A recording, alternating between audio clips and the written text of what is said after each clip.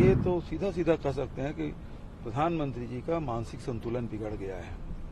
मोदी जी का मानसिक संतुलन बिगड़ गया है। मनमोहन सिंह जी के भाषण के एक टुकड़े का आप एक लाइन को उठा लेंगे, एक शब्द को उठा लेंगे, पूरा जो वाक्य उसको तो पढ़ो आप। कांग्रेस के मैनिफेस्टो में कहीं मुस्लिम लीग का उल्लेख तक नहीं है।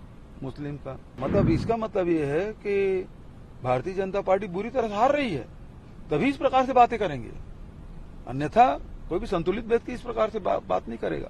अब ये तो जितने बयान अभी लगातार आ रहे हैं, जिस प्रकार से मैनिफेस्टो आए और उसमें कहा मुस्लिम लीग के तर्ज पे कर रहे हैं, और अभी मनमोहन सिंह जी जो बयान है उस पे कर रहे हैं, तो ये तो सीधा सीधा कह सकते हैं कि प्रधानमंत्री जी का मानसिक संतुलन बिगड़ गया है। मोदी जी का मानसिक संतुलन बिगड़ गया है। मनमोहन सिंह जी के भाषण के एक टुकड़े का आप एक लाइन को उठा लेंगे, एक शब्द को उठा लेंगे, पूरा जो वाक्य उसको तो पढ़ो आप। उसमें तो उन्होंने सबके लिए कहा है और आप केवल एक वर्ग की बात कर रहे हैं, तो इसका मतलब ये है कि आपके पास कुछ कहने कुछ नहीं है। कांग्रेस के मैनिफेस्टो में कहीं मुस्लिम लीग का उल्लेख तक नहीं है, मुस्लिम का। दूसरा, कहीं मंगलसूत्र सबको, हिंदुओं को मंगलसूत्र लेकर सबको वितरण करना है, ये उल्लेख नहीं है।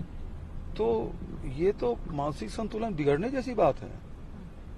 मतलब इसका मतलब ये है कि भारतीय जनता पार्टी बुरी तरह हार रही है, तभी इस प्रकार से बातें करेंगे, अन्यथा कोई भी संतुलित व्यक्ति इस प्रकार से बात नहीं करेगा जो मोदी जी ने कही।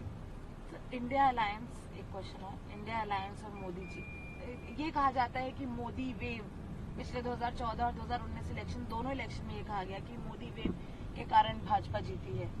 क्या आपको लगता है इस बार कोई ऐसी मोदी वेव है? देखिए, उस समय 2014 में ये हुआ था कि मनमोहन सिंह जी काम करने वाले प्रधानमंत्री थे, बोलते नहीं थे, तो लोगों ने कहा बोलने वाला प्रधानमंत्री चाहिए, तो ये कुछ ज्यादा ही बोलने लगे।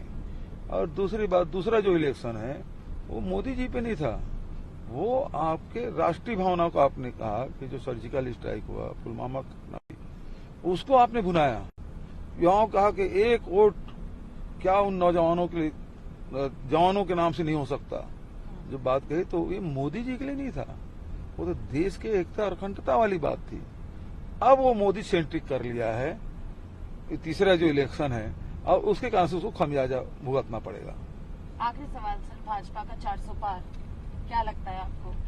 ये केवल, अब तो बोलना भी बंद कर दिए। शुरू में कहते 400 पार, अब तो खुद ही कह रहे हैं 300 मिल जाए तो बड़ी बात है। अब वो चर्चा होने लगी है प्रथम चरण के चुनाव के बाद, ये तो 200 में सिमट तो नहीं जाएंगे। स्थिति ये है, जो राजस्थान से, छत्तीसगढ़ से, तमिलनाडु से, राजस्थान, उत्तर प्रदेश, यहाँ से जो खबरें आ रही है, भारतीय जनता पार्टी के लिए बहुत बुरी खबर है। नमस्कार, मैं हूं मानक गुप्ता। अगर आपको हमारा ये वीडियो पसंद आया हो तो इसे लाइक और शेयर जरूर करें, और हां, हमें सब्सक्राइब और फॉलो करना ना भूलें, ताकि आप देश और दुनिया की कोई खबर मिस ना करें। तो जुड़े रहिए हमारे साथ और देखते रहिए न्यूज़ 24।